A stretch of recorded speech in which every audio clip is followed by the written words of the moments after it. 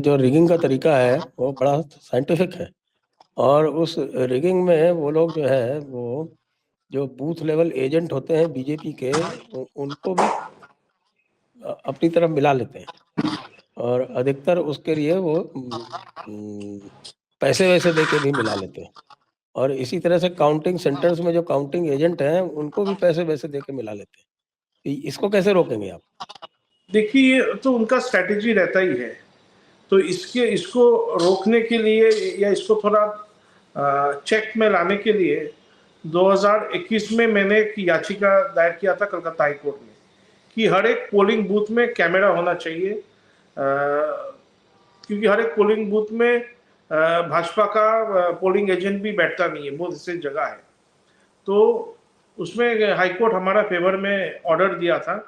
तो इस बार भी अगर हर पोलिंग बूथ में कैमरा लगा और उस कैमरा का लाइव जो रिले है, ये जो इलेक्शन कमीशन का दफ्तर है या कहीं ऐसा जगह हो जहाँ पर ये लाइव टेलीकास्ट हो और वहाँ पर कुछ मैल प्रैक्टिस होगा तो तुरंत पता चलेगा और वहाँ पर कुछ कार्रवाई किया जाएगा।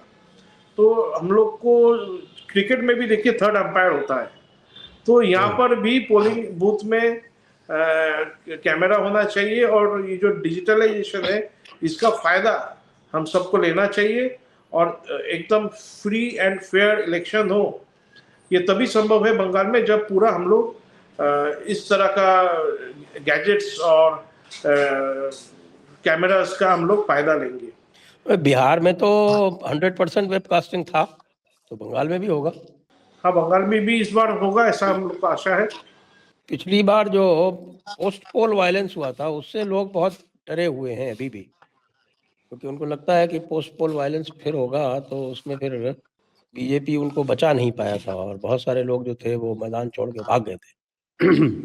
और सेंट्रल बीजेपी ने भी कुछ खास उसमें अपना रोल प्ले नहीं किया था। बहुत सारे लोगों को भागना पड़ा था, असम में जाना पड़ा था और दूसरे प्रदेशों में जाना पड़ा था, असम में, झारखंड में। तो अगर उसको हम बिना प्रेसिडेंट रूल कराए करते हैं तो पोस्ट पोल वायलेंस तो फिर हो सकता है। तो उस डर को कैसे निकालेंगे लोगों के मन से?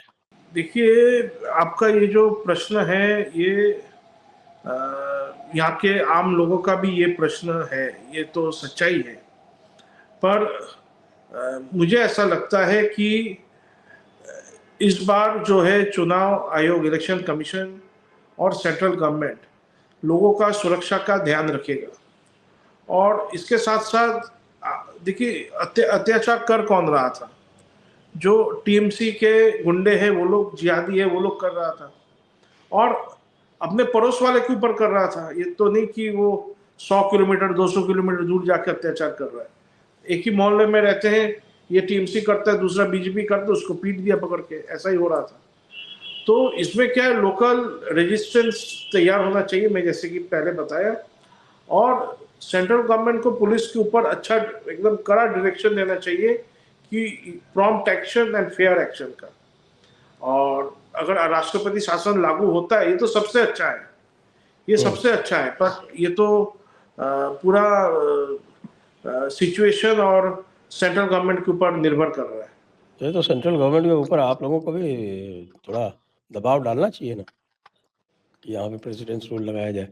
आपके शुभेंदु अधिकारी तो कई बार कह चुके हैं कि प्रेसिडेंट रूल लगाया जाए। हाँ, उन्होंने कई बार कहा, हमारा भी मांग रहा है कि प्रेसिडेंट रूल लगे और उसके बाद इलेक्शन हो। परंतु देखिए, मतलब नहीं लगे तो क्या, तो क्या हम लोग चुनाव में नहीं जाएंगे? तो क्या हम लोग मतदान नहीं करेंगे? अगर हम लोग घर में बैठ जाएंगे, आम जनता का बात कर रहा हूँ, तो यहाँ पर ऐसा ही कुशासन चलता रहेगा। ये पश्चिम बंगाल भी बांग्लादेश बनने वाला है, ग्रेटर बांग्लादेश बन जाएगा। और हमारे बहन बेटी को भी वो लोग फिर ज़्यादा लेके जाएंगे, बुर्का पहना देंगे, मंदिर तोड़ देंगे। जो बांग्लादेश में आज हो रहा है फिर आने वाले दिन में हमारे साथ होगा। तो अपना परिवार के हित के लिए, अपना धर्म को बचाने के लिए कोई कुछ करे ना करे, अपने गरज से जाके मतदान करना है। जो रोकेगा उसका जवाब खुद को दे देना है, या तो ऐसा टीम बनाना है। और जैसे कि हम लोग अपना परिवार का स्वार्थ के लिए, अपना स्वार्थ के लिए काम करते हैं, ये देश का स्वार्थ के लिए, और इसमें भी अपना परिवार का स्वार्थ इसके अंदर भी है। तो हम लोग को तो काम करना ही पड़ेगा, मतदान तो करना पड़ेगा, और लोगों को भी प्रेरणा देना है कि आपको जाके अपना और अपने परिवार को ले जाकर मतदान करना है। चाहे पुलिस का रोल जो भी हो, आर्मी आए या ना आए, प्रेसिडेंट रूल लगे ना लगे, अपना काम तो करना है। जी। एक बात ये भी बता रहे हैं कि बंगाल में जो डिस्ट्रिक्ट मजिस्ट्रेट और जो एसएसपी हैं वो लोकल पार्टी प्रेसिडेंट और पार्टी जनरल सेक्रेटरी की तरह काम करते हैं। ये बात सही है क्या? ये सही है, और ये आज से नहीं, ये सीपीएम का समय से ही ऐसा ट्रेंड चल रहा है। थाने का जो ओसी रहता है या डीएम रहता है, ये लोग पार्टी का निर्देश ही फॉलो करता है। टीएमसी का जो लोकल लीडर है इसका ही बात फॉलो करेगा। क्या ये लोग खुद विचार नहीं करते कि क्या न्याय हो रहा है, नहीं हो रहा है? जो नेता कह दिया वही करेगा ये लोग। तो ऐसे में फ्री एंड फेयर इलेक्शन कैसे होगा? देखिए, पिछला समय 2021 में ऐसा ही माहौल था, उसमें इलेक्शन हुआ था, और उसमें ये लोग लगभग टोटल मिला के, शायद मुझे इतना याद नहीं है, 30 लाख का टोटल मार्जिन था टीएमसी का, बीजेपी से अधिक वोट मिला। 28 लाख का 28 लाख का। हाँ 28 लाख का। तो ये सब करने के बावजूद अभी एसआईआर हो रहा है। एसआईआर के बाद जो नाम इलेक्शन मतलब वोटर लिस्ट से चला जाएगा, निकल जाएगा, वो ज्यादातर इलीगल इमिग्रेंट्स है, जो बांग्लादेश से मुसलमान और रोहिंग्या आया हुआ है, और डेड वोटर्स है, वो भी 30-35 लाख का उसका मिनिमम उसका संख्या जाएगा। तो वो वोट अगर घट जाएगा तो ऐसी एडवांटेज भाजपा को मिलेगा, टीएमसी डिसएडवांटेज पोजीशन में चला जाएगा। परंतु ये सब कहने के बाद भी हम लोग ज्यादा कॉम्प्लेसेंट नहीं हो सकते कि एसआईआर हो गया तो एकदम केक वॉक होगा, ऐसा भी नहीं है। एसआईआर हो रहा है, एसआईआर हो भी जाएगा, पर हम लोग को भी यही इंश्योर करना है कि ज्यादा से ज्यादा वोटिंग हो, वोटिंग परसेंटेज विशेषकर हिंदू इलाकों में मैक्सिमम हो, ये इंश्योर करना है। कोलकाता का क्या होगा? भद्रलोक क्या करेगा? क्योंकि पूरा राज्य में भद्रलोक है, और कोलकाता का मैटर ये कि देखिए, कोलकाता में ज्यादा बांग्ला स्पीकिंग बांग्लादेशी मुसलमान नहीं है। कोलकाता में जितने मुस्लिम्स हैं ये ज्यादातर उर्दू स्पीकिंग है, हिंदी उर्दू स्पीकिंग है। ये सब ज्यादातर बिहार से है, यूपी से है, और ये लोग डबल वोटर्स हैं। इनका वोट यूपी में भी है, बंगाल में भी है, बिहार में भी है, बंगाल में भी है।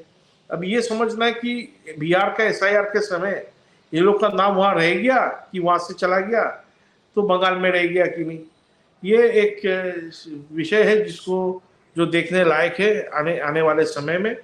और भद्रलोक बंगाली जो है, ये लोग का भी नींद टूट रहा है। और कलकत्ता का माहौल जो है, देखिए कलकत्ता में भी हम लोग को ज़्यादा काम नहीं करना पड़ा।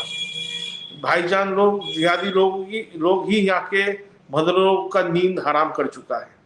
अभी क्वेस्ट मॉल में आज से 1 साल पहले पूरा मॉल जिहादियों ने अपना दखल में ले लिया। वहाँ पर इतना वो न्यूसेंस क्रिएट किया कि आम लोग उससे अफेक्टेड हुए। ऐसे कलकत्ता में हर समय हो रहा है। तो यहाँ के भद्रलोक बंगाली जो है, इस बार उनमें से एक बड़ा पोर्शन, बड़ा वोट टीएमसी से हट जाएगा और बीजेपी की तरफ आएगा। और इसमें डेड ये भी वोटर्स बताया भी गया है। है कि बड़ा सोसाइटीज है, उस सोसाइटीज के अंदर में बूथ बनाया जाएगा, उससे फर्क पड़ेगा क्या? हाँ, उससे फर्क पड़ेगा। और सिक्योरिटी सिस्टम अगर ठीक किया जाए तो लोग और आगे आकर वोट डालेंगे, और कॉन्फिडेंस तो आएगा ही लोगों में। अगर माहौल थोड़ा सिक्योर रहेगा तो कॉन्फिडेंस लेवल बढ़ेगा लोगों का। मुझे तो अभी भी थोड़ा जो है ना, वो थोड़ा सा डाउट लगता है कि पिछली बार बहुत उम्मीद थी, और जो भी पहले जितना भी एग्जिट पोल भी आ रहा था या उसके पहले ओपिनियन पोल भी आ रहा था, जो लोग बात कर रहे थे, उस सब से यही दिख रहा था कि बीजेपी बहुत आसानी से जीतेगी। लेकिन जो लोग कह रहे थे कि हम वोट डालेंगे और बीजेपी जीतेगा, उनमें से ही आधे वोट डालने नहीं गए। और डालने नहीं गए, डालने जाते तो बात शायद अलग हो जाता। वही मैं बोला आपको कि चुनाव का दिन को हिंदू लोग एक छुट्टी का दिन या पिकनिक का दिन समझ लेते हैं। और हमारा जो जिहादी लोग हैं पश्चिम बंगाल के या भारत के कहीं भी, ये लोग वोट देने मतदान करने कहाँ से आ जाते हैं। गुजरात में काम करते बंगाल आ जाते हैं अपना जेब से खर्चा करके। तो हिंदू लोग ऐसा हमारे किया बिहार में भी नहीं। सारे हिंदू आते हैं वापस वोट करने के लिए। हाँ, हिंदू आते हैं। बंगाल में वैसा नहीं है। बंगाल में देखिए जो अर्बन एरियाज है वहाँ पर मतदान बहुत ही कम होता है। लोग जो रहते भी हैं वो घर से कम निकलते हैं।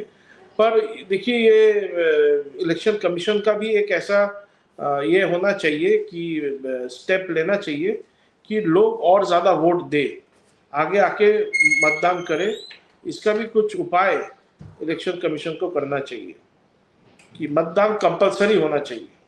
मतदान कंपलसरी तो देखिए जहाँ है भी वहाँ पे, जैसे मैं जानता हूँ जैसे ऑस्ट्रेलिया में मतदान कंपलसरी है, लेकिन यदि आप वोट नहीं डालो तो एक माइनर सा पेनल्टी लगता है बस, और ज्यादा कुछ नहीं होता है, तो लोग पेनल्टी दे देते हैं। ओके, तो ये तो बहुत अच्छा बात है कि पर यहाँ पर लोग पेनल्टी देने से थोड़ा घबराएंगे और मतदान दे देंगे। अगर कुछ सिस्टम बना तो अच्छा होगा, देश का हित के लिए अच्छा है।